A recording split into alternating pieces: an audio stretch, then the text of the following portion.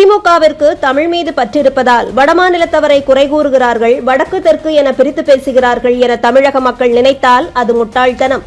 தங்களுக்கு வாக்களிக்க வாய்ப்பில்லை என்று தெரிந்துவிட்டால் யாராக இருந்தாலும் அவர்களை தரம் தாழ்ந்து விமர்சிப்பதற்கு திமுக தயங்காது என்பதற்கு ஆதாரமாக தயாநிதி மாறன் கோவை மக்களை தற்போது அடுத்த ஊரை கெடுப்பவர்கள் என்று அவதூறாக பேசியிருக்கிறார்.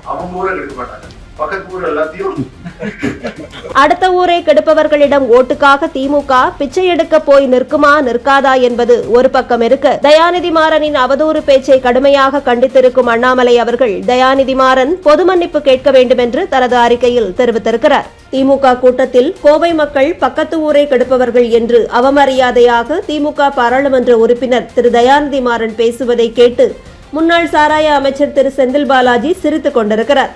கோயம்புத்தூர் மக்கள் மரியாதை மிக்கவர்கள், பண்பானவர்கள். அனைத்து மாவட்ட மக்களையும் போல அவர்களும் தங்கள் கடின உழைப்பால் நாட்டிற்கும் தமிழகத்திற்கும் தங்கள் பொருளாதார பங்களிப்பை அளித்து வருகிறார்கள்.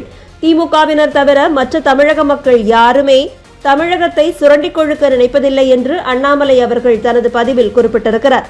கோபாலபுர குடும்பத்தை அண்டி பிழைக்கும் தயாநிதி மாறனுக்கே இத்தனை ஆணவம் இருந்தால் தங்கள் உழைப்பால் தமிழக பொருளாதாரத்தில் முக்கிய பங்கு வகிக்கும் கோவை மக்களுக்கு எவ்வளவு சுயமரியாதை இருக்கும்? தனது திமிர்த்தனமான பேச்சுக்கு தயாநிதி மாறன் உடனடியாக கோயம்புத்தூர் மக்களிடம் பொது மன்னிப்பு கேட்க வேண்டும் எனவும் அண்ணாமலை அவர்கள் உறுதியாக கூறியிருக்கிறார். திமுகவினரின் இந்த ஆணவத்தால் தான் கோயம்புத்தூர் மாவட்டத்தில் இருக்கும் 10 தொகுதி மக்களும் திமுகவை புறக்கணித்து வருகிறார்கள்.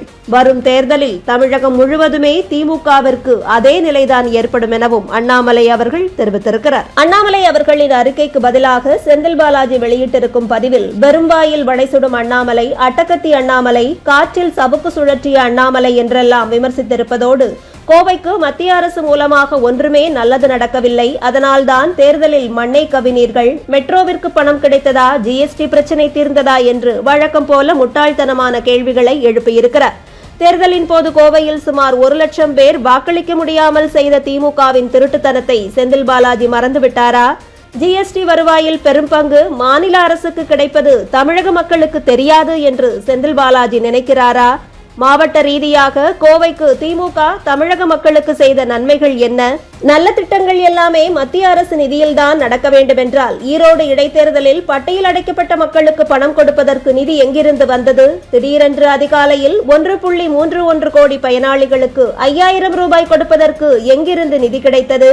கோவையில் தொடர் போராட்டத்தில் ஈடுபட்டு வரும் அங்கன்வாடி பணியாளர்களை முதல்வரோ அமைச்சர்களோ சந்தித்தார்களா என்பதெல்லாம் மக்கள் கேள்வியாக இருக்கிறது. அண்ணாமலை அவர்களே அட்டை கத்தி என்றால் ஈடிக்கு பயந்து மூத்திரம் போய் தேவையில்லாமல் நெஞ்சை கிழித்து புண்ணாக்கிக் கொண்ட செந்தில் பாலாஜி என்ன கத்தி என்பது நமது கேள்வி.